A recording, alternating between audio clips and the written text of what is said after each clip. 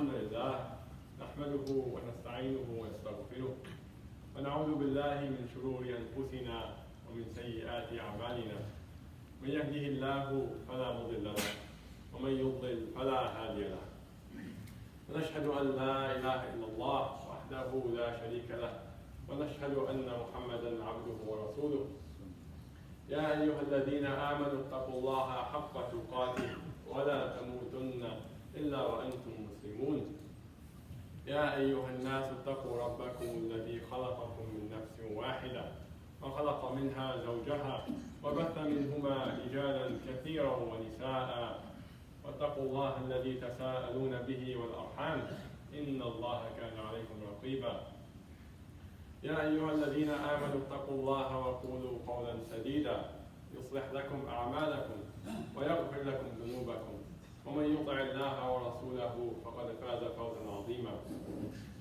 ثم أما بعد فإن أصدق الحديث كتاب الله وخير الهدي هدي محمد صلى الله عليه وسلم وإن شر الأمور محدثاتها وكل محدثة بدعة وكل بدعة ضلالة وكل ضلالة في النار. SubhanAllah, our lives are full of so many ironies. We see this everywhere. Right? When you look at money, right? We spend so much time trying to earn money, but at the end of the day, money never benefits us until it leaves us. When you look at our relationships and people we love and people we feel close to, right? Maybe our fondness for them or our love for them isn't as strong when they're around and we see them all the time.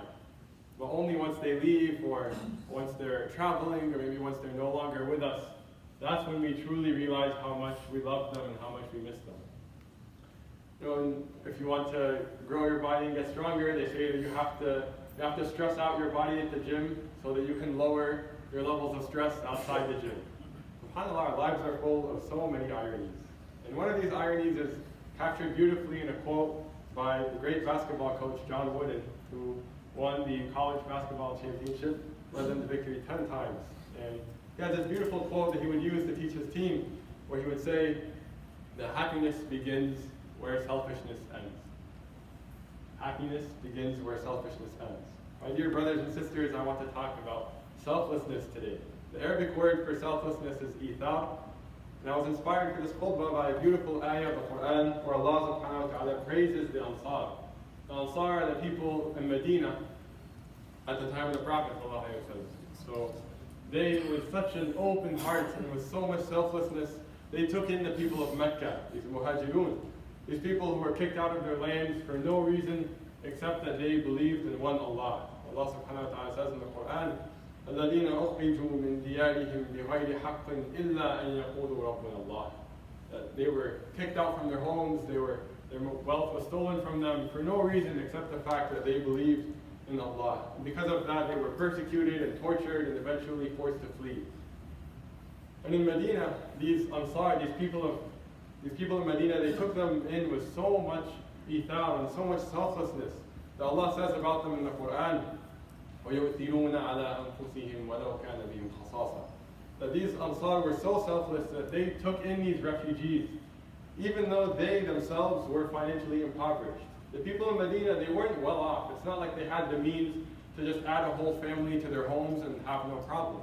They were struggling financially as well. But out of their selflessness and their generosity, they were still willing to put the needs of these people who came and asked for their help, they put their needs above their own needs. And this is the open-heartedness that these Ansar showed. And subhanAllah, when the Muhajirin, these people who came from Mecca, when they saw this kind-heartedness and this tenderness and this sacrifice that the people of Medina were showing towards them, they came to the Prophet ﷺ in a hadith that's narrated in the Tirmidhi, where they say, "Oh Prophet of Allah, like, we're embarrassed. These people, not only do they provide for us, they let us live in their homes, but on top of that, when we work with them and help them in the field, they pay us wages on top of that. Like these Ansar, they're stealing all of the good deeds, they're taking all of the opportunities for good. Like what's left for us?" And the Prophet ﷺ comforted them and said that if you're, be gracious and be thankful, and inshallah, Allah will make up the reward for you. And that's the kind of bar of selflessness that the Ansar set. I want to talk about this concept of ithar today, and what is it essentially when we learn to put others before ourselves. We prioritize the needs of others above our own needs. SubhanAllah, it's something that's so easy for us to say, it comes off the tongue so easily, but it's something that's so difficult and challenging for us to actually implement and to do. When the collective good takes a higher priority than our individual preferences, when the common good of the community comes above our personal agendas. So this ithar is done at 3 levels, and I'll go through each level in this short time we have together today. The first level of selflessness is when we show ithar towards other individuals. The second level is when we show ithar towards a community. And finally, the highest and loftiest of levels is when we show ithar, when we show selflessness towards Allah and His Messenger, peace be upon Him. And these are the 3 levels of selflessness. So let's start with selflessness and ithar towards other individuals. My dear brothers and sisters, you don't need me to tell you that our culture and the world around us is becoming so self-centered and so individualistic. And it's all about my rights and my privileges, and what I get, and what do I benefit out of this. And this is something that we see pushed from all directions. Even slogans of big companies like McDonald's tell us, focus on I'm loving it. Burger King, have it your way. It's all about you and your preferences, and you're at the center of the universe. And this cult of individualism can get to levels where it's so absurd that it just bleeds into everything. And so this beautiful attitude, this concept that we have in our faith of ithar is the cure to this behavior that our society is pressing so much. And when we look at this attitude we see around us about everything being about us, compare that with what the Prophet ﷺ teaches us, where he tells us that if you're cooking food where the scent is going to spread, something like broth or maybe nowadays like grilling outside, when you're cooking food and you know the scent is going to spread and it may reach the homes of your neighbors, the Prophet ﷺ tells us that you should make a little bit extra, because the smell might reach their homes and they might kind of crave that food and wish they had some of that. And so as believers, we should be people who put the needs of our neighbors above our own, to make a little bit extra that we can take to them instead of eating it ourselves. And this is why our scholars were so mindful and careful about the rights of their neighbors. They were always checking up on them, making sure their needs were taken care of. There's a beautiful story about Imam Abu Hanifa, one of the fathers of the 4 schools of thought, where he once, he lived in his home and he had a neighbor, and one day this particular neighbor came to his house in the middle of the night and knocked on his door. Abu Hanifa came and answered, and his neighbor asked if he could borrow some oil. Now we have to understand that oil back then was something that's like a basic commodity, something like salt nowadays, something that almost everybody has or something. Usually you don't need to ask people for something simple like salt. So the Prophet ﷺ, Abu Hanifa, when he saw that this neighbor of his was asking him for something so basic, something as basic as oil, and he sees the state that his neighbor is in, and his clothes are kind of a little bit tattered, and he sees the condition of his neighbor, Abu Hanifa starts crying. Now we might think that Abu Hanifa is crying because he sees the condition of this neighbor, he sees that he's not very well off, he's struggling financially, his life must be difficult, so he's crying out of pity for the neighbor. But that's not the reason that he's crying. He's crying because he is thinking about his own self and how he's been behaving. Because he realizes that, if my neighbor is in need of something as simple and as basic as oil, how did I not notice that? Abu Hanifa is thinking, how was I so caught up in my own world of, issuing my rulings and writing my books and traveling and doing this and that, so caught up in my own world and my own needs that I neglected to notice the fact that my neighbor, I haven't seen light coming from his home in the evenings. Or if he can't afford oil, he probably can't afford food for his family. Like, how come I haven't heard the sound of dishes cooking and something like that in the kitchen? This Abu Hanifa is crying out of realizing his own state that, subhanAllah, how could I be so deluded and so caught up in my own needs that I just totally forget about the needs of people around me. And this is the kind of example that we see of how seriously the people of our past took selflessness. So my dear brothers and sisters, this is what has to color our interaction with the rest of the world and the people around us. Those of you who are joining us late, we're talking about selflessness today, about this concept of ithar, about having selflessness towards other individuals. And this reflects itself in so many ways in our lives, whether it's the way we spend time with our families, the way we park in the parking lot. If I want to come and cash my prayer on time, does that mean that I'm going to put my own needs above everybody else and double park and block somebody? Or am I going to realize that other people may be bothered and keep that in mind, right? Or so many other areas, the way we treat our employees, the way we treat our colleagues, the way we treat our children, the way that we teach. Selflessness has to be at the center of all of this. And it's not necessarily something easy. It may be difficult, but that's why it's remarkable that the Quran praises the Ansar for this quality. That out of all the things that Allah subhanahu wa ta'ala could have chosen to praise these people for in this place, the thing that He chose was the fact that these people of Medina were so willing to put the needs of those who asked them for help, they put their needs above their own. Something that typically comes up, or a question that pops up in our mind, right? When we talk about this concept of being selfless and putting the needs of others above our own, sometimes we start to think that, well, I don't want to be a pushover. I don't want to be someone who people are always coming and asking me for stuff, and that people are always taking advantage of me. I don't want to be naive, right? That's the attitude that's sometimes our response. That's what we think. When we hear put the needs of others above ourselves, we think, yeah, but other people are going to take advantage of me, right? But the thing is, we have to look at what is the example that the Prophet ﷺ teaches us. And what we see is that his policy with people that took advantage of him, that if it was something personal, like his own wealth or his own time, the Prophet ﷺ would always give, even if it looks like or it seems like he was being abused or taken advantage of. And the Prophet ﷺ would not take things personally, because this was between him and another human being. The Prophet ﷺ would give and demand his return from Allah. Instead of expecting to get that favor paid back from the person, we give and we act generously and we expect the reward from Allah subhanahu wa ta'ala. The Prophet ﷺ, he would get upset when the rights of Allah were violated, when somebody was oppressed or wronged beyond a rule or beyond their limit. But when it came to things personally about him and his own time and his own wealth, the Prophet ﷺ gave so selflessly. And we see a beautiful example of that with a hadith narrated in Sahih al-Bukhari that tells us that it was winter time in the city of Medina, and it was getting very cold.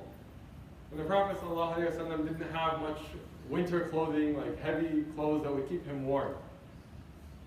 And so there was one of the ladies among the Sahaba, she noticed that the Prophet ﷺ didn't have much clothes for cold weather. And so she took the initiative, she went home and she knit something with her own hands. She put together a shawl or a sweater for the Prophet ﷺ to wear so that he could be warm. And so she came to the Prophet ﷺ and she brought this thing that she made with her own hands. And she said, "O Prophet of Allah, I think that you could benefit from this, like please accept this gift from me." And the Prophet ﷺ thanks her and appreciates her thoughtfulness and her kindness, and he wears this shawl or this sweater. Only a short time later, he's sitting in the masjid, sitting with his companions, and one of the Sahaba sitting in the gathering, he sees that newly knit shirt, and he says, "Ya Rasulullah, a'tuniha." "Oh Rasulullah, can you give that to me? That shirt is really nice. I really like it."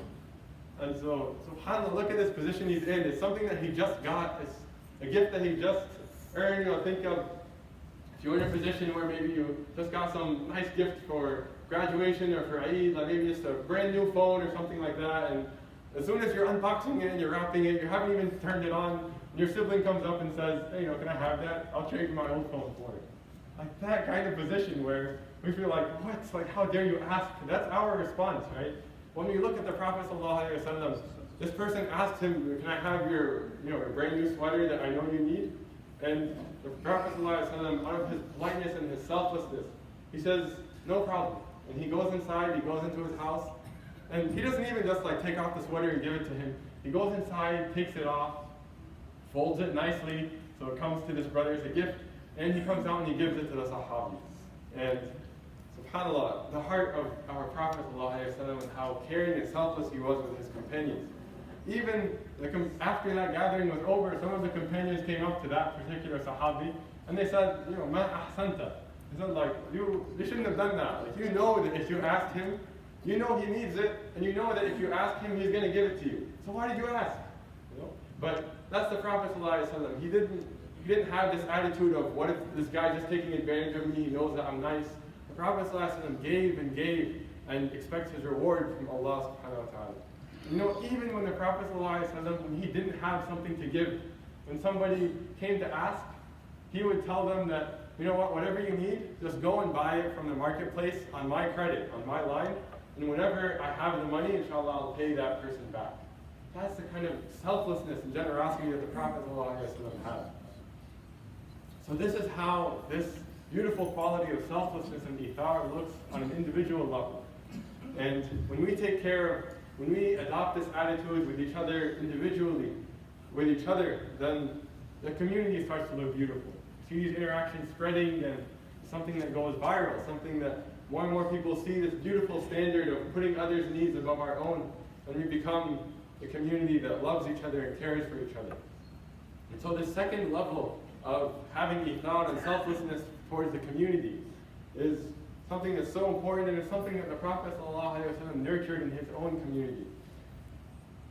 I wanted to share just a beautiful example of what this looks like in that community, where they would put the needs of the community above their own needs.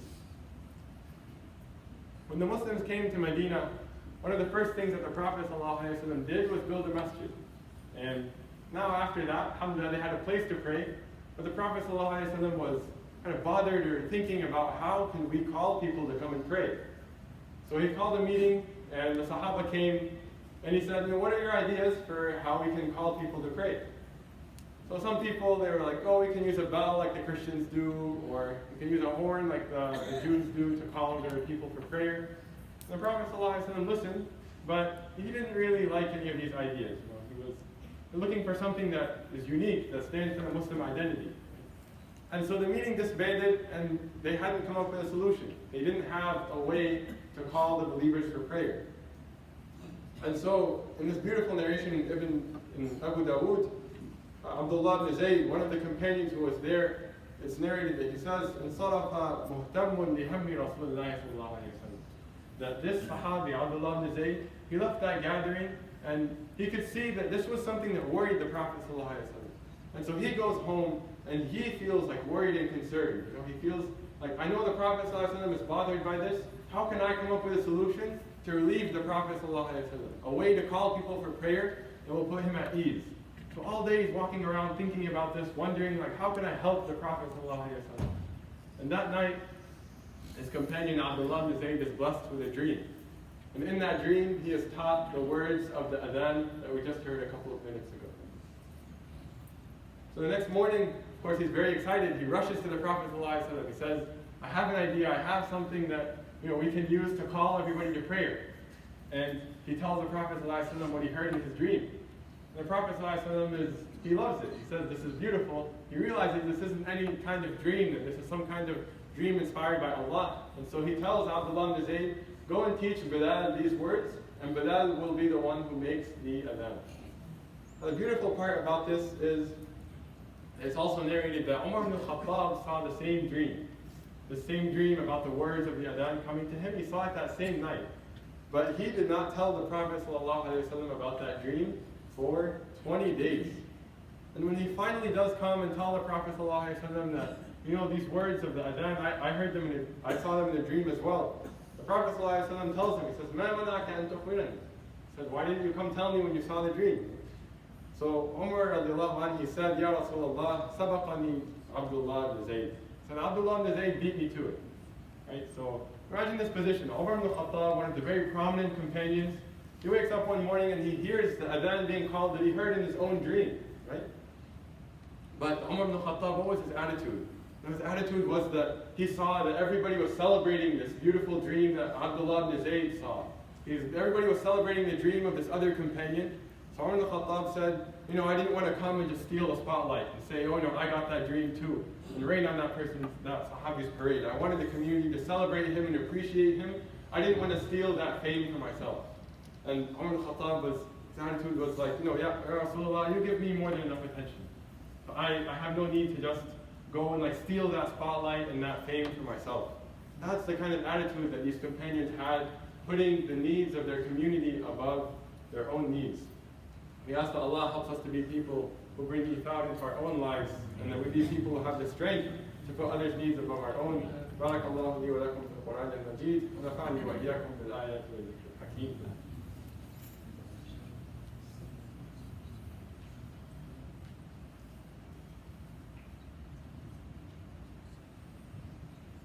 بسم الله والحمد لله والصلاة والسلام على رسول الله وعلى آله وصحبه أجمعين. So I can just move forward to make space for your brothers who are coming in. My dear brothers and sisters, for those of you who are joining us today, we're discussing a noble and beautiful, magnificent concept in our deen known as ithar, this concept of selflessness. As Muslims, the culture that we've learned from the Prophet ﷺ and from the Quran teach us that as much as we can, we should do our best to put the needs of other people above our own needs. But ultimately, the last level of ithar, the last level of selflessness, there's no greater expression of ithar than selflessness to Allah and His Messenger, where we prioritize the commands of Allah and of His Messenger above our own convenience. We put what Allah has asked us to do above our own finances, above our own desires, above our cultural norms, above our career expectations.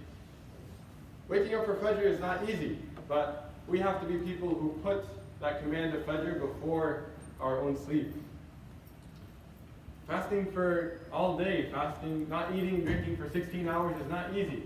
But we have to put the command of Allah above our own desire to eat and to just, be snacking all day. It's not easy for us to lower our gaze nowadays, especially in this time of summer, but we have to be willing to put the command of Allah above our own cravings, our own temptations. And this is where beauty really shines. In so many other places where we might feel like we're in a position where if we took out an interest loan that would really help us in our business, we could earn a lot more profit, take care of a lot more customers, but as believers we exercise ithar, we exercise that selflessness, and we put the command of Allah above our own desire to earn more and more than we can take. Maybe we're in a position where we're offered a very lucrative job and we know that we'll earn a lot more than we're making now, but we also know that that job is in a haram industry. And so as believers, we practice this ithar, where we put the command of Allah, what Allah has asked us to do, we put that above our own material gain. And one last thing that hopefully can help us with this, that sometimes it can feel very difficult to put the command of Allah and His Messenger above our own needs. But something very comforting for us to know is that Allah subhanahu wa ta'ala is very forgiving of His own rights, which is fascinating because Allah subhanahu wa ta'ala is the creator. Ultimately, He makes the rules. And it makes complete sense that Allah's rights would be something that are absolutely non-negotiable, that nothing else can interfere with them. But we see that out of Allah's generosity and out of Allah's kindness towards us, that there are situations where Allah is willing to relax His own rights for us to take care of the rights of other people. For example, the Prophet ﷺ teaches us that if we are praying a nafil salah, like where we're not offering a fard, and our parents call us and they ask for us to come, the Prophet ﷺ teaches us to, even though we're in a relationship with Allah, we're in a connection with Allah in our salah, Allah says, you can come back to me later, go and take care of, go and connect with and respond to your parents. And there's a beautiful hadith of Bazzar that I wanted to end my khutbah with today, where Abdullah ibn Amir ibn Rabi'a narrates that the Prophet ﷺ says, إِذَا مَاتَ الْعَبْدُ وَاللَّهُ يَعْلَمُ مِنْهُ شَرًّا وَيَقُولَ النَّاسُ فِيهِ خَيْرًا. So the Prophet ﷺ is describing that if a person passes away and he's fallen short of his duties to Allah, that he owed certain things to Allah that he should have done, there were commands of Allah that Allah asked him to fulfill, and he fell short. He did his best, but he didn't quite end up where he was supposed to be. But when it came to people, when it came to his interactions with others, that this person was so selfless towards people and so charitable and always in the kind of help and assistance of others, and that when this person dies, when he passes away, that people are in tears and people are crying and they're bemoaning the loss of all of the good that Allah used to bring as a result of this person. So Allah subhanahu wa ta'ala, now He's in a position where He has to decide the case. And on one hand, Allah knows something that maybe nobody else knows, that this person may have fallen short in their obligations to Allah. But Allah subhanahu wa ta'ala also has on the other hand that this person was very, very selfless and was just always trying to put the needs of others above their own needs, doing so for the sake of Allah, not because they wanted recognition for themselves or fame for themselves. So Allah subhanahu wa ta'ala says, in this hadith, this narrative that He says, أَيُّهَا الْمَلَائِكَةُ قَدْ قَبَلْتُ شَهَادَةَ عِبَادِي لِعَبْدِي وَعَصَوْتُ عَنْ عِلْمِي. Where Allah subhanahu wa ta'ala says, that, O angels, be my witness, that today I decide the case of this person based on the testimony of all of these people who say nothing but good of this person, and I don't hold him to my own knowledge of his shortcomings. So this is something that can motivate us and inspire us to try to have the strength that we should do everything we can to put the commands and what Allah asked us to do above our own needs and our own desires. But even when we do fall short, we should know that if we're doing our best to try and put the needs of others above our own for the sake of Allah and out of seeking His pleasure, that hopefully Allah will take care of us. Because putting the needs of others above our own is not easy, but when people might drive us up the wall, they might frustrate us and bother us, but we should be people who are firm on holding to this trait of selflessness. We ask that Allah helps us to be people who put the needs of others above our own. عباد الله إن الله يأمر بالعدل والإحسان وإيتاء ذي القربى وينهى عن الفحشاء والمنكر والبغي يعظكم لعلكم تذكرون واذكروا الله يذكركم واشكروه يزدكم ولذكر الله أكبر والله يعلم ما تصنعون وأقم الصلاة